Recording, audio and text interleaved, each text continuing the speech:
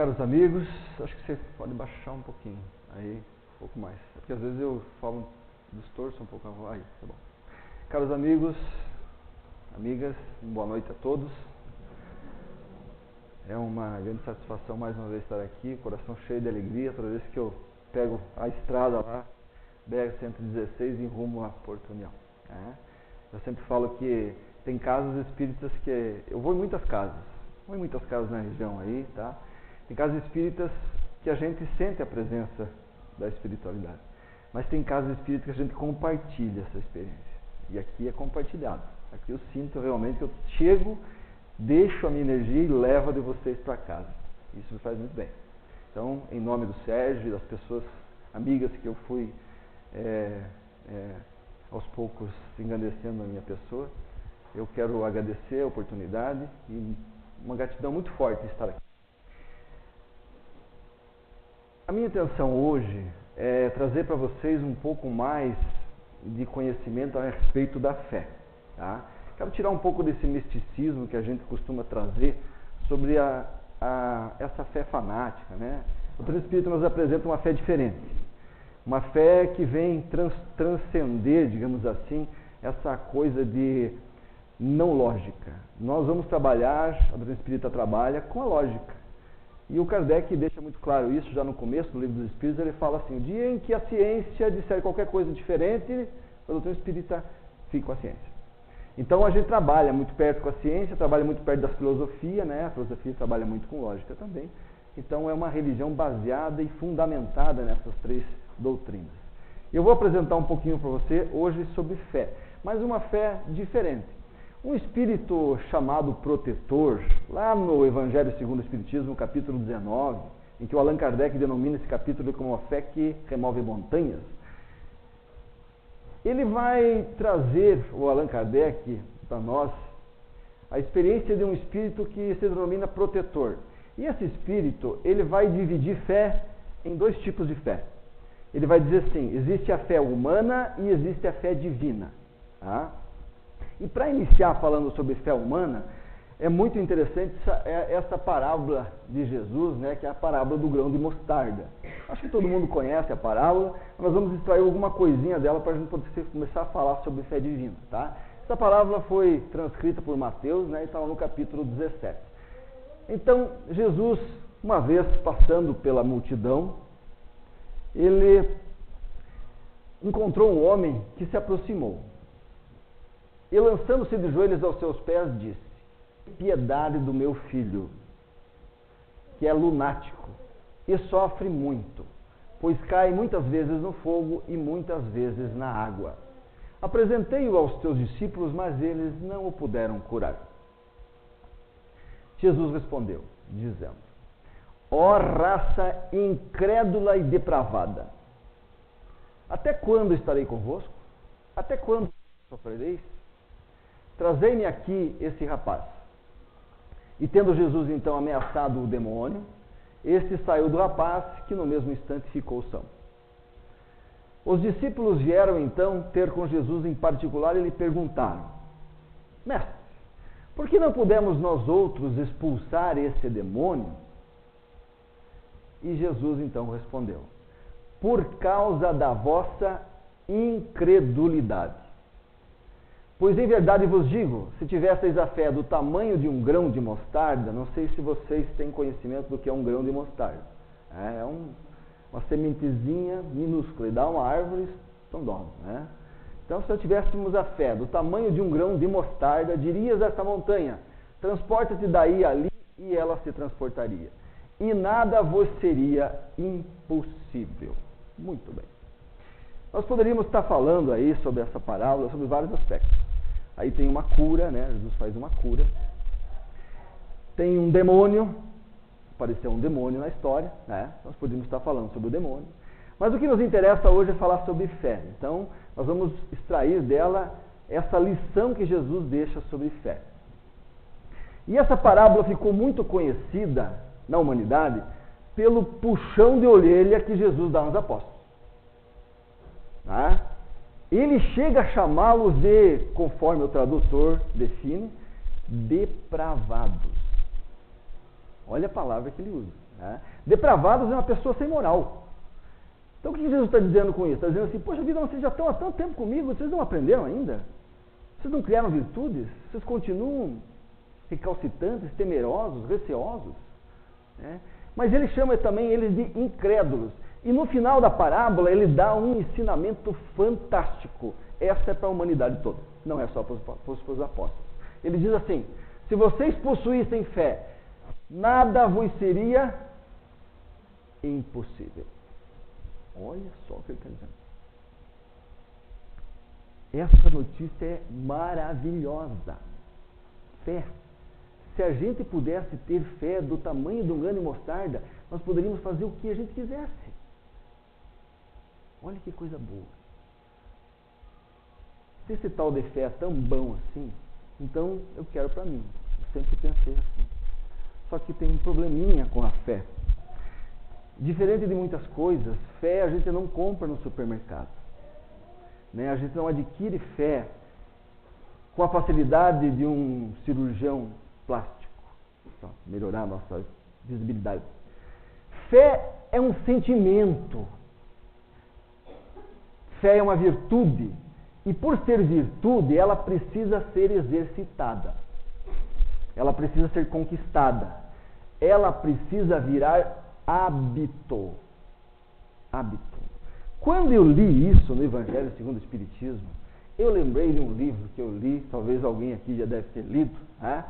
Do Charles Duhigg, que é um escritor norte-americano, ele é um repórter do New York Times, ganhador de um Pulitzer, então ele já é um escritor respeitado nos Estados Unidos, e ele escreveu um livro chamado O Poder do Hábito. Alguém já viu, já leu, já sabe, já ouviu falar desse livro? Não?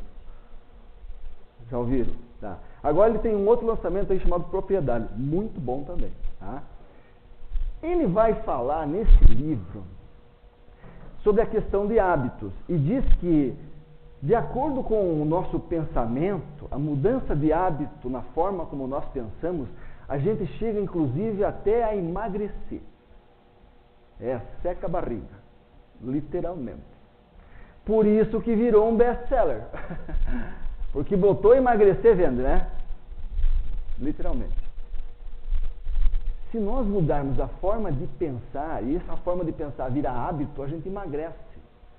Mas tem outras situações em que a nossa forma de pensar melhora. Esse livro, ele foi escrito baseado em umas pesquisas feitas em duas universidades americanas. O Instituto Tecnológico de Massachusetts e o Instituto Tecnológico de Wisconsin. Eles se uniram, são duas universidades científicas, para pesquisar sobre o cérebro humano. Por isso ele relata as questões do hábito de pensamento. E eles estavam interessados nessa pesquisa em descobrir se existem diferenças cerebrais entre uma pessoa dita fracassada e uma pessoa dita de sucesso.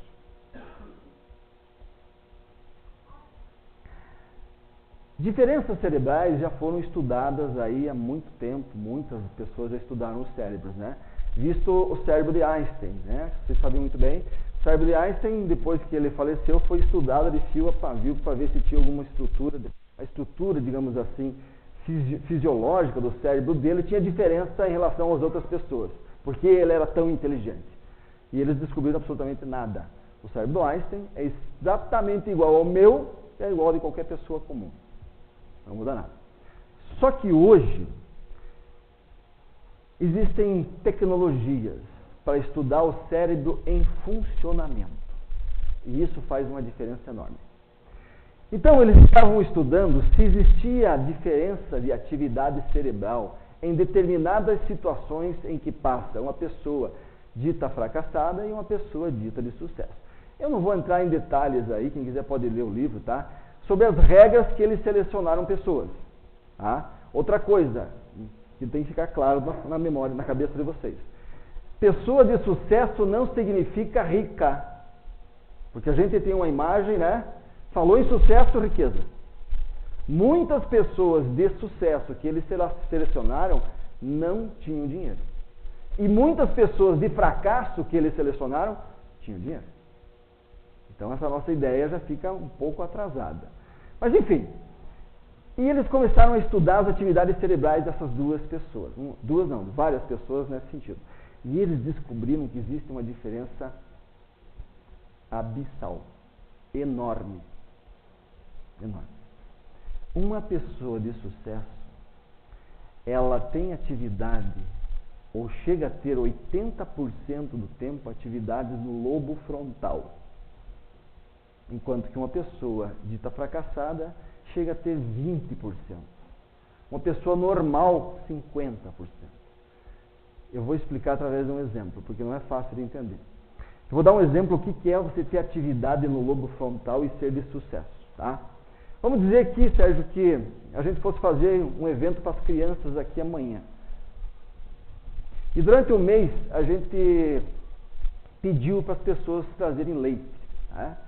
Cada trouxe uma caixinha de leite, foram colocados aqui no armazém, e hoje à noite a gente colocou esse leite lá numa bacia bem grande, ou numa panela, ou num tonel, deu uma fervida e preparou ele para que amanhã a gente pudesse fazer alguma coisa para a criança, sei lá, um sorvete ou qualquer coisa parecida. E amanhã, quando nós chegássemos cedo aqui para fazer esse evento, abrisse a porta, a gente ia ver uma panela completamente derramada e o leite totalmente perdido. Esta é a situação. Vamos analisar uma pessoa dita como eles, fracassada, encarando essa situação. Entra na porta, abre a porta e diz assim: meu Deus, derramaram o leite. Quem será que foi? Mas como? Por que fizeram isso? Por onde entraram? Mas qual é o objetivo? Quando você está pensando assim, ou seja, você está tentando criar uma cena do crime, né? Está tentando entender como é que foi a situação. É um CSI, né? Está formando a cena do crime. Quando você pensa assim, você está pensando em que tempo? No presente, no patada boa, né? Passado ou futuro? No passado. E quando você pensa no passado, você recorre a memórias e pensa com o hipocampo, que não é a região do lobo frontal. E quando você pensa e tenta lembrar algumas coisas, tentem vocês fazer uma experiência de lembrança. Você está querendo lembrar o nome de alguém, e alguém começa a conversar do teu lado e fala: quieto, né? Você tem que ficar em silêncio, baixar o metabolismo, né? Então você vai devagar, e recorre às memórias. Vamos mudar o personagem. Entrou na sala uma pessoa dita de sucesso. Abriu a porta e se deparou com aquela cena dantesca do leite derramado. Ela vai dizer assim: meu Deus, derramaram o leite. E agora, o que iremos fazer? Perceberam a diferença já de cara? O que vamos fazer? Bom, primeiro vamos limpar isso aí, né? Vamos arrumar pano, balde, o pessoal vai se organizando para fazer a limpeza. E vamos atrás de leite, vamos ligar para o pessoal trazer, ou vamos ligar para algum supermercado para nos emprestar, para depois nos devolver. Enfim, quando você pensa assim, você está pensando em que tempo? No presente, no passado ou no futuro?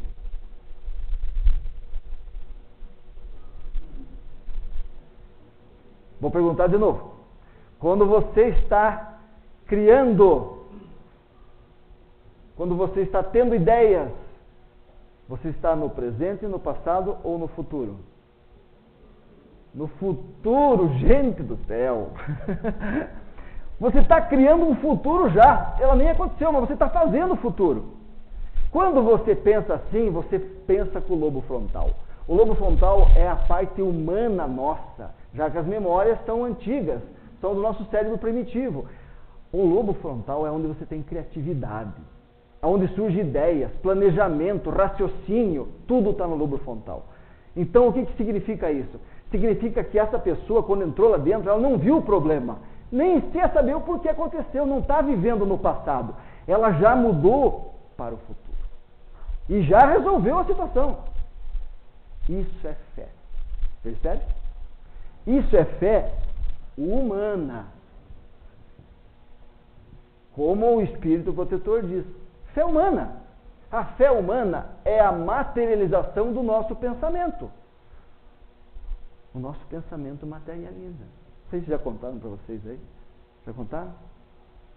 Que o André Luiz chamou de hálito do Criador.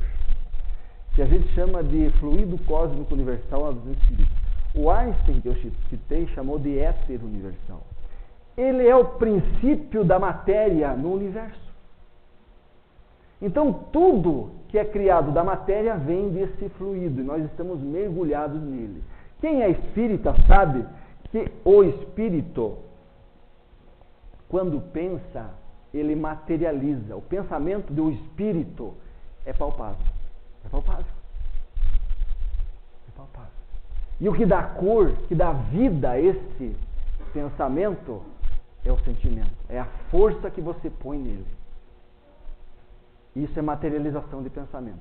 Então o pensamento, gente, ele é uma energia, tá? Magnética ou gravitacional, que atrai e repele tudo aquilo que se afiniza com ele.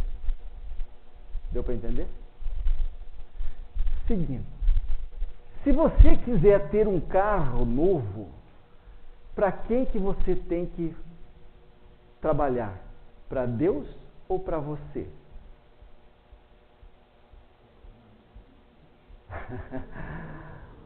Vou fazer vamos dizer assim, um desafio para vocês aqui, para vocês entenderem.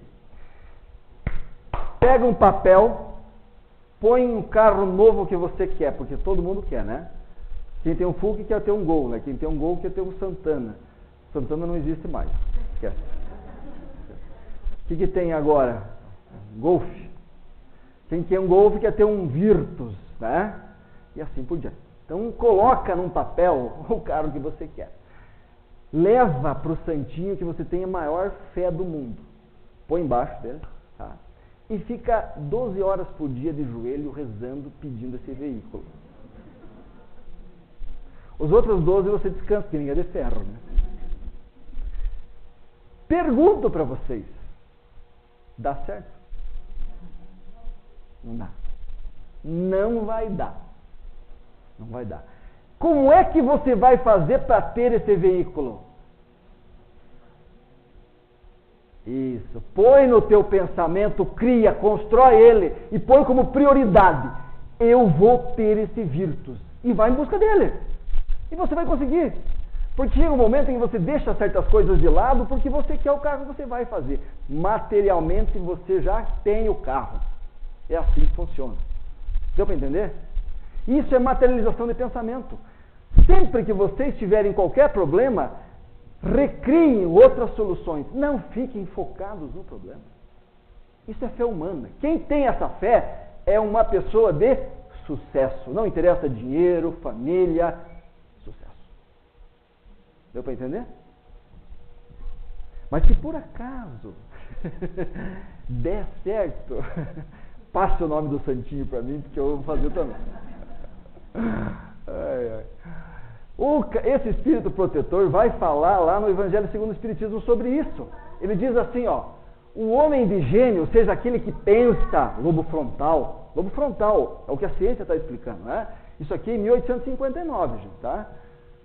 Que persegue a realização de um grande empreendimento, na matéria, tá? Triunfa se tem fé, porque sente em si mesmo que pode e deve triunfar. E essa certeza íntima lhe dá uma extraordinária força. É exatamente aquilo que a ciência está provando hoje. Ele falou lá em 1859, dentro da doutrina espírita. Tá? E esse cara aqui, Nicolau Maquiavel, vem nos mostrar que isso não é nada novo também. Isso aí é do século XV. Nicolau Maquiavel, não sei se vocês conhecem, já ouviram falar nesse cidadão? O sobrenome dele virou sinônimo de crueldade, né? Maquiavélico. Ele escreveu um livro chamado O Príncipe, que é uma obra fantástica, espetacular. É um manual de político corrupto. Se você tem, assim, o interesse ou o sonho de ser um político corrupto, leia O Príncipe de Maquiavel. Pode ser. Ele explica assim, aliás, não foi ele que falou isso nem no livro, né? Deram um apelido e fizeram essa frase justamente porque o livro leva a isso. É dele, digamos assim, essa ideia e esse provérbio. Os fins justificam os meios. Não interessa como você vai fazer. Tendo objetivo para você, faça. Mas esse livro também não é só isso. Nesse livro ele explica que o pensamento é importante para a gente poder ter coisas na matéria. Então ele diz assim: quem tem dúvida não procura os meios de vencer, porque não crê poder vencer. Quem tem dúvida já nasceu morto. Se você tem dúvida sobre determinada situação ou determinada coisa que você vai fazer, não faça. Não faça. A dúvida leva à negação. Pensamento negativo destrói. Positivo constrói. Ok? Mas ele diz também: quem tem certeza faz ver no pensamento lobo frontal. 1500 falando o que a ciência tem explicado agora, nos últimos anos aí. Tá? Os meios para atingi-lo, porque nunca crê nem pensa na derrota. Olha que coisa maravilhosa. Tá? Então, gente, fé humana é isso aqui, ó. É garra, é vontade, é acreditar nos seus objetivos. Deus tem pouca coisa a ver com isso. Aliás, ele tem coisas a ver com isso. Você pode pedir força, pode pedir, auxílio, luzes, não tem problema. Mas você tem que sair, tirar a tua bunda do assento, senão não sai. Deu para entender? Isso é fé humana. Ela é voltada aos interesses materiais. Você só consegue materializar. Você não muda a opinião de ninguém com o teu pensamento. Isso não acontece. Se você está casando com alguém, marido ou mulher, pensando que um dia você vai mudar ele, pelo teu comportamento, o teu pensamento, vai fabricar nele um pensamento novo, mude de opinião. Não vai ser fácil. Até pode tentar, não vai ser fácil. Isso é materialização, tá, gente? É na matéria, ok? É a realização das necessidades terrenas e todos os esforços são voltados para a satisfação imediata. Imediata porque nós queremos tudo com pressa, né? Não queremos? É emprego, é carro novo, casa, tudo com pressa, porque temos pouco tempo. E isso é uma coisa que está muito presa na nossa memória encarnatória. Como a gente sabe que vai morrer, isso é uma proposta que a gente sabe normal, a gente quer tudo o mais rápido possível. Isso vai dar matéria. Tá? Mas existe uma outra fé, e essa é que eu quero me concentrar um pouquinho mais. É a fé divina.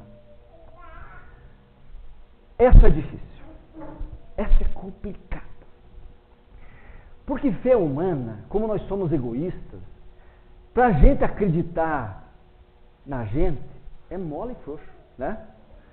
Agora, quando você tem que ter uma relação com uma outra pessoa e acreditar no outro, fica mais difícil. E esse outro é Deus. Alguém já viu esse filme aqui? Não é esse?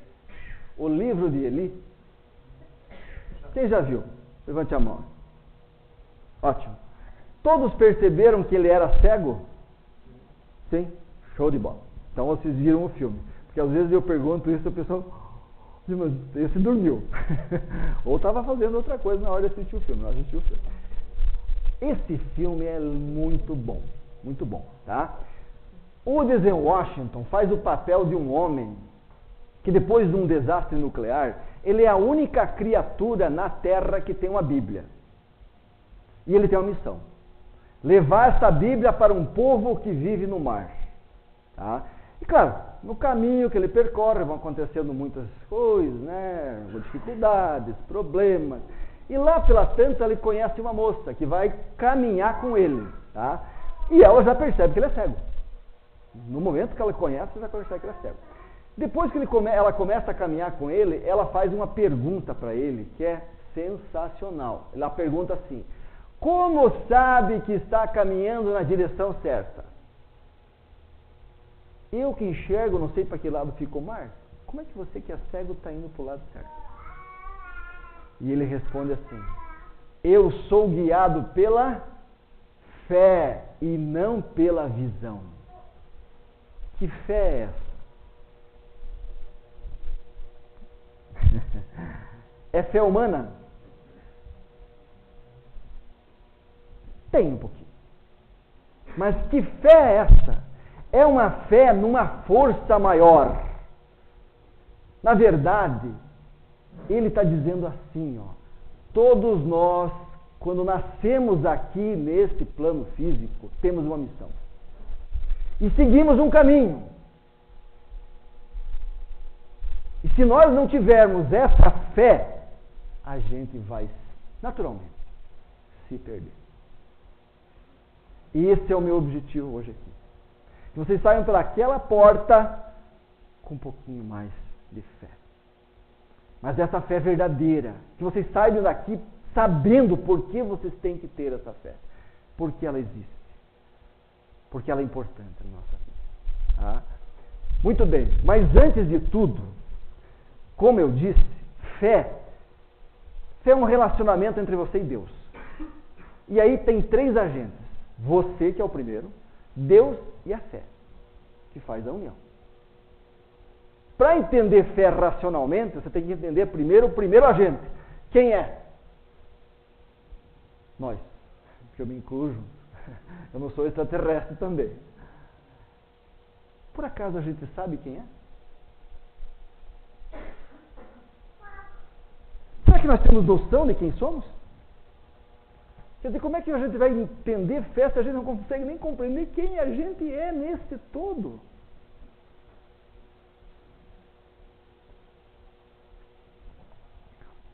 Tem uma fábula interessante que diz assim: um dia desencarnou aqui em Porto União um médico, vamos chamar ele de José, em homenagem a mim, né, que sou soberbo. José da Silva, médico, desencarnou. E esse cara teve a grande oportunidade de ser recebido nas portas do céu por Deus em pessoa. E Deus recebe ele, cumprimenta. Aí José, como é que vai? Tudo bem? Ele já reconheceu, era Deus, tal, Deus. Aí ele olhou assim, bom, cara, eu te conheço. Deus olhou para ele assim, mas só vi pelo nome que, afinal de contas, quem é você? Ele olhou e disse, mas meu nome é José da Silva. Não, eu não lhe perguntei seu nome. Eu lhe perguntei quem é você. E daí, é claro, obviamente, como todos nós, né, a gente vai puxar pela família. Se vocês não me conhecem, mas pelo menos um Lindsmaier aqui em Porto União, vocês conhecem. Né? Então ele disse, não, eu sou filho do João da Silva, da Maria, sou pai do Ciclano da Silva e do Beltrano da Silva. Né? Aí Deus olhou para ele e disse assim, você não está entendendo. Eu não te perguntei a tua família, eu te perguntei quem é você. Quem é você? E daí ele lembrou que ele era médico, e talvez Deus não sabia disso, né? E disse, lógico, como a gente tem uma profissão, e alguns são conhecidos pela profissão, não é verdade? O X vereador, o Y do Banco do Brasil, o cara que é dos parafusos, e assim por diante, né? Eu sou médico, eu fui médico na Terra, e eu ajudei muita gente, tenho clínica aí em Porto União, União da Vitória, Canoinhas, enfim, eu sou o doutor José. Aí Deus olhou para ele e disse, meu filho, você não continua não entendendo. Eu não te perguntei sua profissão. Eu te perguntei quem é você. Quem é você, afinal de contas? E começa a ficar difícil, né? Porque a gente começa a se colocar no lugar dele, o que eu vou falar para Deus agora? E daí ele pensou rapidamente, era inteligente. Como ele está falando com Deus, e ele já está desencarnado, então ele teve que dizer que era espírita, obviamente, né? Deus, eu sou espírita. Eu sou palestrante espírita, dirigente de casa espírita. Fiz sopa, ajudei em bazar. Agora sim eu estou em casa. Deus olhou para ele e disse, meu filho, eu não lhe perguntei sua religião. Quem é você? Foi a pergunta que eu fiz. Quantos de nós teria capacidade de responder essa pergunta?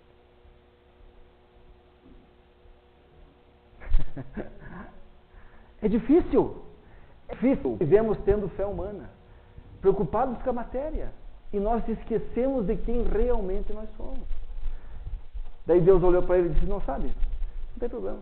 Volta para lá e tenta responder essa pergunta.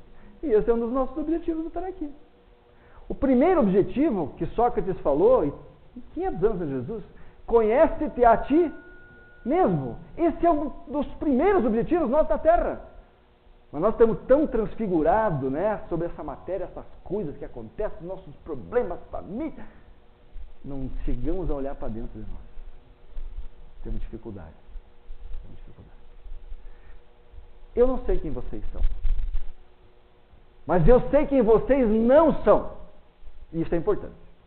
Vocês não são aquela criatura que nasceu ou apareceu num útero e vai desaparecer naquele túmulo frio, solitário, lá no cemitério. Isso vocês não são. Isso é um pedacinho, gente, sim, mas um pedacinho da história, dessa grande história que é você. Você teve um início, mas não terá fim. Você é um espírito em evolução. Está num estágio melhor do que ontem, mas ainda tem muita coisa pela frente. Esse é você. Deu para entender? Se você não tiver esse entendimento, você não vai entender a fé que eu vou propor para você. Porque ela é uma fé que não presta atenção nas coisas de agora. Ela é uma fé que visa lá na frente. Lá na frente. A segunda coisa que nós temos que entender, o segundo agente dessa relação fé é Deus. Por favor, eu não tenho a prepotência de vir aqui explicar para vocês quem é Deus, tá? Eu vou me basear na doutrina espírita e dar um norte, ok? Kardec faz essa pergunta. Primeira pergunta do Livro dos Espíritos. O que é Deus? Será que Deus é essa figura aqui? É assim que vocês veem Deus? Eu me lembro quando eu ia com a minha mãe na igreja lá em Itaiópolis, e é exatamente essa figura, tinha um painel lá na frente do altar assim. E eu, puxando na saia dela, perguntei assim: mãe, quem é aquele homem lá? E ela disse: ô rapiá, aquele é Deus.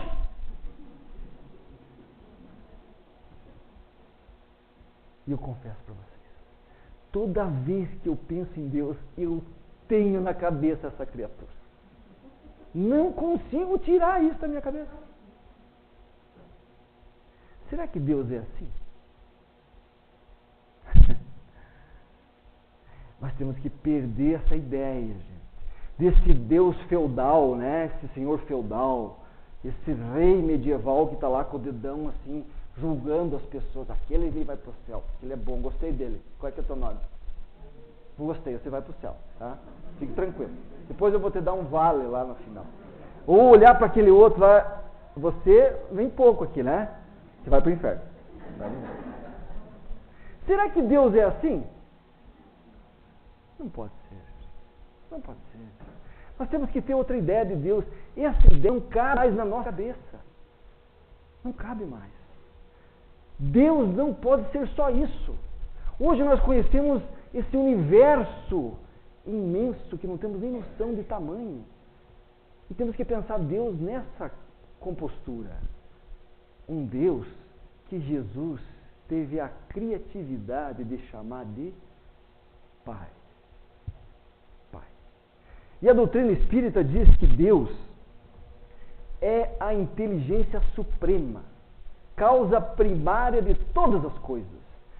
O que é isso? O que eu estou dizendo com isso? Que Deus criou tudo. Mas eles complicam um pouquinho mais. Eles dizem que Deus é eterno. Eterno.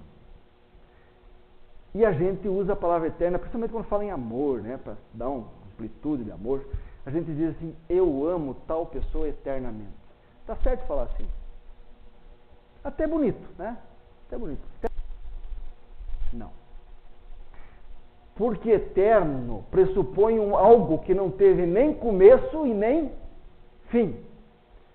Quando você começou a amar ela, existiu um momento.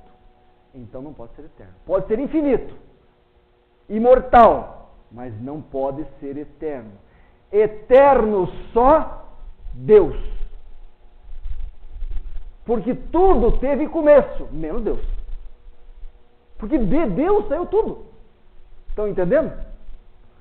Outra coisa, a doutrina espírita diz que Deus é perfeição máxima, inteligência máxima, bondade máxima, justiça máxima. Não existe nada nos universos por aí, que a ciência já está começando a estudar, mais perfeito que Deus.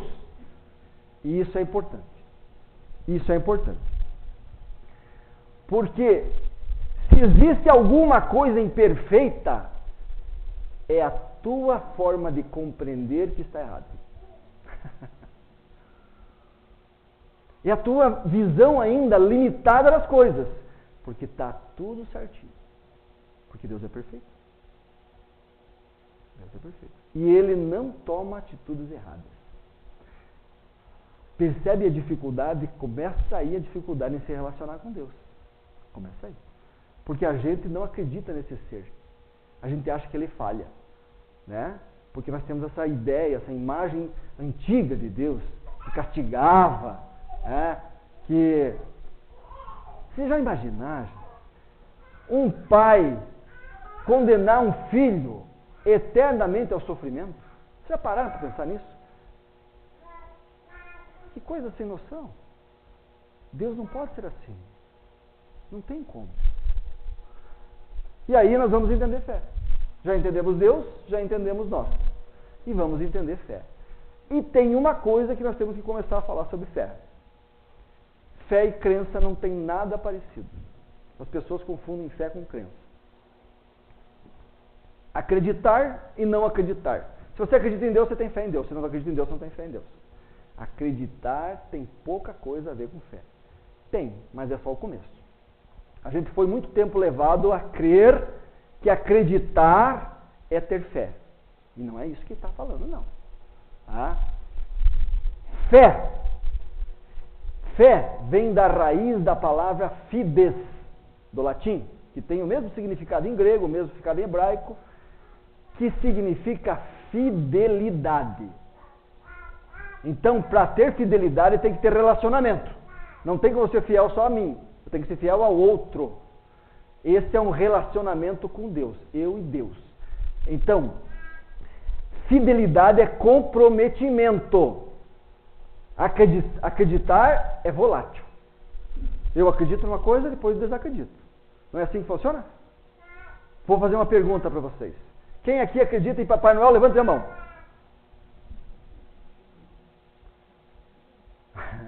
Alguém acredita em Papai? Mas já acreditaram. Todos. Todos. Por que pararam de acreditar? Por que pararam?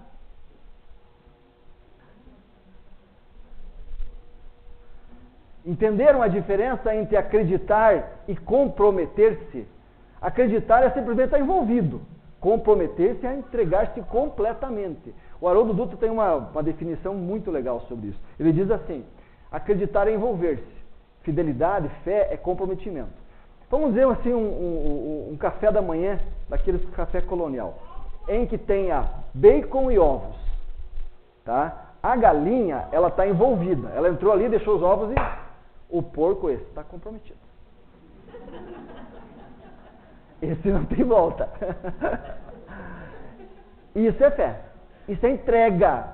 Ela acreditou realmente naquele café da manhã. Tá? Essa é a diferença. Então, fé é relacionamento entre você e Deus. Agora, se você acha que é difícil o teu relacionamento em casa, com o teu marido, com a tua companheira, com o teu filho, com o teu pai, você não tem ideia da dificuldade que é se relacionar com Deus. Por isso que eu disse que é difícil. Porque assim, se relacionar com iguais para nós é difícil, imagine que Deus que é absoluto. Porque em casa, quando alguém toma uma decisão por você e você não gosta, o que você faz? Normalmente, não sei, aqui em Porto Alegre, lá em Itarópolis, a gente emburra. Não é assim? Não gostei. Não gostei. Bora. Com Deus, adianta emburrar? Quando Deus resolve tomar alguma decisão na tua vida, para o teu bem, porque Ele é perfeito e Ele é extremamente bom, então Ele só vai tomar decisões para o teu bem, e você não aceita, adianta você ficar penando? Vocês estão entendendo a dificuldade? A dificuldade que é isso? Esse relacionamento com Deus? Porque a gente já é calcitante em relacionamento, né? Se tem um troço difícil é se relacionar, não é mole não. E diz o psicólogo, esse tempo atrás eu estava lendo um pouquinho sobre isso, que isso já é uma coisa que vem lá do útero. Né? Quando a gente está no útero da mãe, né, a mãe parece uma extensão nossa. Ela não é uma outra pessoa, ela é tanto de mim, parte de mim. Né? E é por isso que o parto é tão doído, né? O próprio nome já diz parto, é uma partilha. Partiu, agora tem outra pessoa e você e a mãe é outra. E aí começa um processo de reconhecimento do outro. Opa, existe mais alguém nesse mundo. E a gente inicia então um processo de compreensão de que existem outras pessoas além de você. E tem gente que passa a vida inteira e não consegue se relacionar com ninguém, porque não consegue entender que existe um outro, que tem outra opinião, outro gosto, outras vontades. Não é assim? É? Quem de vocês nunca foi num restaurante e disse assim, coma isso, experimente? Ah, eu não gosto. Mas tem que comer. Experimente. Eu gosto tanto. Como é que eu gosto e você não pode gostar? Está entendendo? Vocês estão entendendo? A dificuldade que nós temos? Passa mais outro restaurante, passou mais 2 semanas, está lá enfiando de novo goela abaixo. Experimente! Dificuldade de entender que seu outro tem outros gostos. Que existe o outro. Que o Sérgio não tem a mesma opinião que eu. Meu Deus, Sérgio, isso é um absurdo, não é possível. Você não pensa igual a eu. Vocês estão entendendo? Então o relacionamento já é difícil, gente. Imagina com Deus. Com Deus é mais complicado ainda. E olha só, Deus é assim, viu? Deus é assim. Ele é imprevisível. Deus é imprevisível.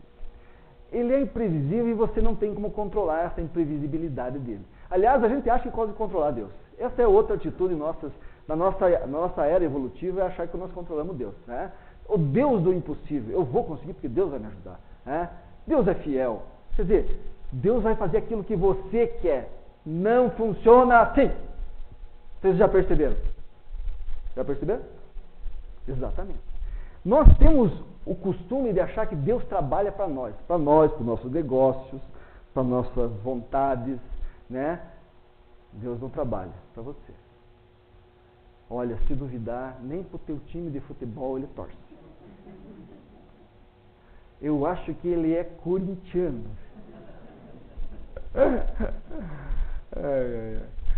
Se não for, pelo menos os juízes estão. Gente, assim, não sou palmeiras, por favor.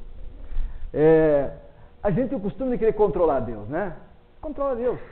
Mas eu vou dizer uma coisinha para vocês, para nós entender melhor e sair dessa área aqui já e passar para uma outra melhor. Deus você não controla.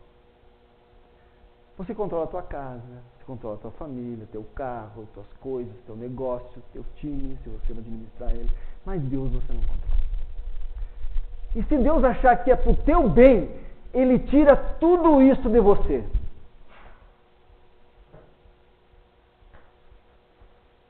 E o que te sobra? Se você não tem fé nele. Se você não entende que isso é para o teu bem. Não para você, Zellensmeyer, mas para você, espírito imortal.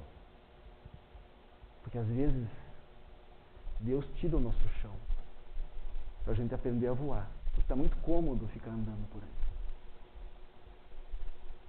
Então Deus vai tomar uma atitude na tua vida. E tem sempre um momento na vida que é top da encarnação. Se vocês não tiveram ainda, Vão ter. Eu já tive o meu. Por isso que eu estou dando palestra aqui. Corri para a doutrina espírita. Em que vai transformar a tua vida. Vai transformar a tua vida. E não é coisa boa para você. Mas para o teu espírito é fantástico. É fantástico. Tá? Então é assim que funciona, gente. Às vezes Deus te leva pelo caminho mais longo. Não para te punir, mas sim para te preparar para novas coisas que vêm aí. É assim que a gente faz com o filho, ou devia fazer. Às vezes a gente tem que deixar o filho cair, se lambuzar, errar, para ele aprender. Vai doer? Vai! Assim como dói com a gente. Assim como Deus nos oferece essas oportunidades. Assim a gente deveria fazer com o filho. É para isso que nós estamos aqui. Para cair, levantar, erro e aprendizado. E a gente vai crescendo, evoluindo. E cada vez melhor. Né? E Deus é imprevisível. Porque você não sabe o dia que Ele vai fazer isso para você. Mas Ele vai fazer. Vai fazer. Deus é imprevisível.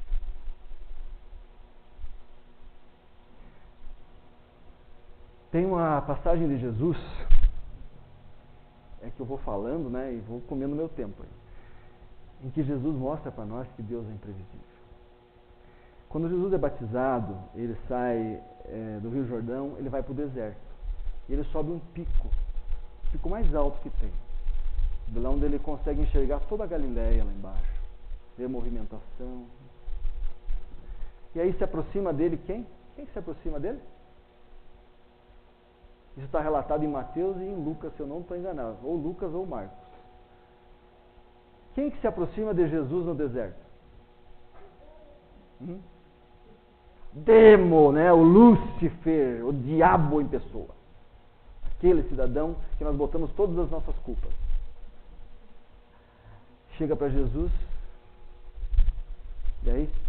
Tudo beleza? Tudo bem? Alto, né? Alto. Que bonito a vida. Mas é alto, né? Ele olha para Jesus e diz: pula! Pula! Pula aí! Você não é o Cristo? Prova para nós. Pula aí. Se atira. Afinal de contas, não está escrito lá nos evangelhos: mãos dos anjos te sustentarão, o Messias? Pula aí, mostra que você é o Messias. E o que Jesus fala? Jesus fala assim, em poucas palavras. Ele dá uma lição que é para todos nós, não para aquele momento, para a humanidade. Ele diz assim: não testarás o Senhor teu Deus. Não testa. Não testa. Isso Jesus. Mas nós queremos testar.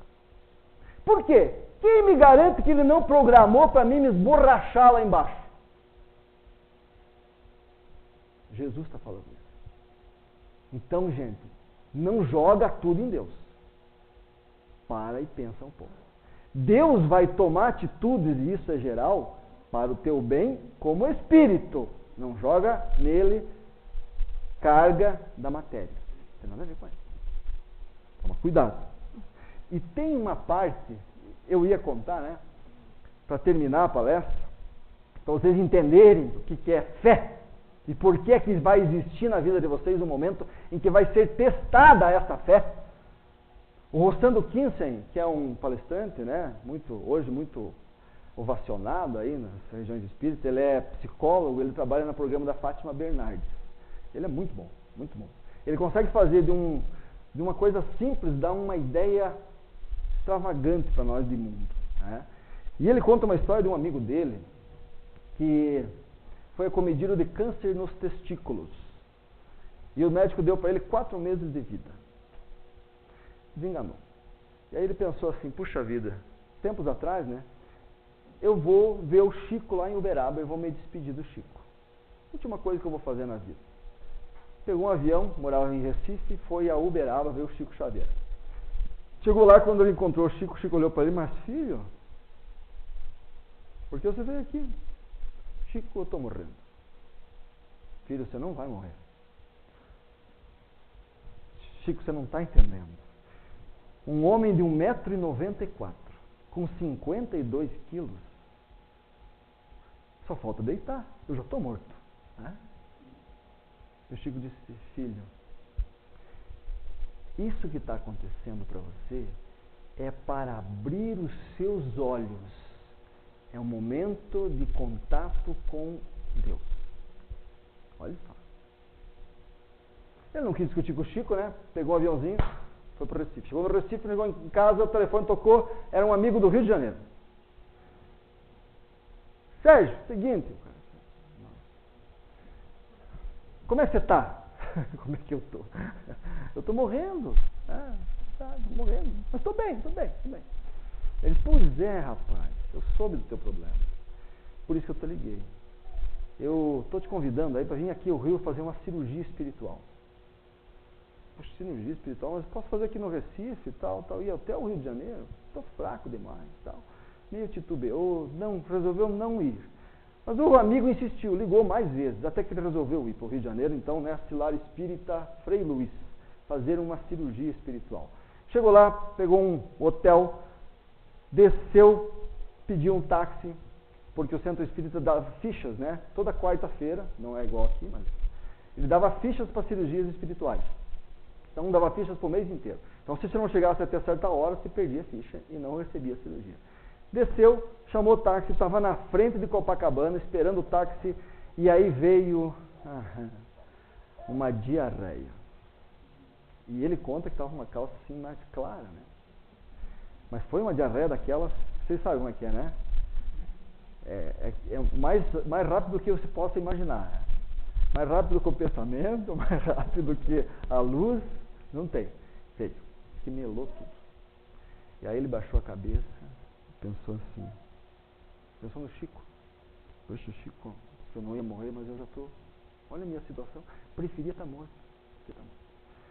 Daí ele pensou e lembrou de que Chico disse para ele que é um contato com Deus. E ele disse, então tá, Deus. Então tá na hora de você me ajudar. É agora. Preciso da tua ajuda. Mas tem que ser uma ajuda objetiva. Não me mande sinalzinho de fumaça que eu não vou entender. Que agora eu preciso de você.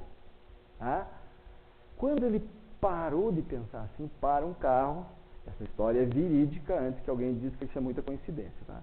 Para um carro, abre o vidro de uma senhora, meu Deus, filho, eu sei o teu problema, isso já me aconteceu. Pega aqui a calça do meu marido que eu acabei de trazer da lavanderia e vista. Ele olhou para o lado, né, ver se Deus não estava junto ali naquele momento, né? Pegou a calça, entrou no supermercado, comprou lenços umedecidos, foi para o banheiro, se limpou, ou seja, fez o que foi possível, né? Não é fácil limpar, mas fez. Saiu do supermercado, pegou o táxi, entrou no Copacabana, estava engarrafado, não andava nem para frente nem para trás. O motorista do táxi conhecia o centro, conhecia um atalho, desviou para um atalho e foi no centro espírita. Chegou lá, fechado. Já não tinha subido todas as fichas, né? E ele ficou para o lado de fora e lá atrás, aquela casinha lá, sai uma moça, e ele pensando assim já, né? Tudo em vão. Sai uma moça falando no telefone. Mas espera aí, mas agora? Não, eu estou aqui pronto para fazer uma cirurgia espiritual. Mas não tem como ele esperar. Papá. E parou na frente dele. E disse, tá bom, se não dá, estou indo aí. Desligou o telefone com a ficha na mão. Olhou para ele, o senhor está afim de fazer uma cirurgia espiritual? Veio aqui para isso? Vim. Faz favor, aqui eu agora tenho um compromisso, vai ficar a minha ficha? Pegou a ficha, entrou e foi para a sala de cirurgia. E aí o médium está lá fazendo a cirurgia espiritual mesmo, né? Mediunizar. Daqui a pouco ela diz assim, e daí, meu amigo, gostou?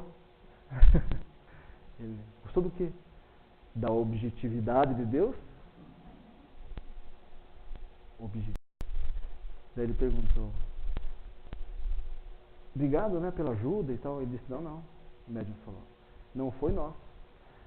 Você pediu com tanta vontade, com tanta força, que a ajuda veio de um plano que nem nós conhecemos.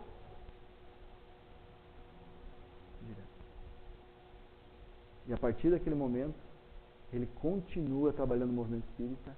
A fé dele foi renovada de uma forma impressionante. E ele não morreu, como o Chico falou. Então, gente, há um momento na vida da gente que isso vai acontecer. Talvez não dessa forma. Talvez você não precise de uma prova tão grande de Deus. Talvez você estar aqui hoje, escutando eu falar um pouquinho sobre fé, já vai mudar um pouquinho essa situação que você tem. E você pode sair daqui com uma visão diferente de vida. Porque Deus está sempre do teu lado, Ele nunca se separou de você. Ele está dentro de você. Ele faz parte do teu DNA. Então, nessa jornada que eu chamo de vida, quando você chega a um obstáculo, Deus está lá. Você não vê, mas Ele está lá, te ajudando a ultrapassar. Quando você chega numa encruzilhada e você não acha caminho, nem para lá, nem para cá, Deus está ali, esperando você pedir e ter fé nele para ajudar. E quando você se sente completamente perdido nessa jornada que é a vida, Deus também está lá. Também está lá. E para isso Ele trouxe a doutrina espírita, que é o Consolador prometido. A doutrina espírita não vai te fazer uma pessoa diferente de ninguém, eu sempre falo isso. Mas vai te fazer uma pessoa que vai atravessar essa jornada chamada vida de cabeça erguida, olhando para frente, de olhos abertos, e caminhando com alegria, né? Porque a gente, quando está na doutrina espírita e compreende a nossa visão de quem somos, quem Deus é e por que estamos aqui, nós caminhamos com alegria, de simplesmente por poder estar caminhando, só por isso, e evoluindo, e crescendo, e agradecendo. Muito obrigado mesmo pela oportunidade de estar aqui hoje com você.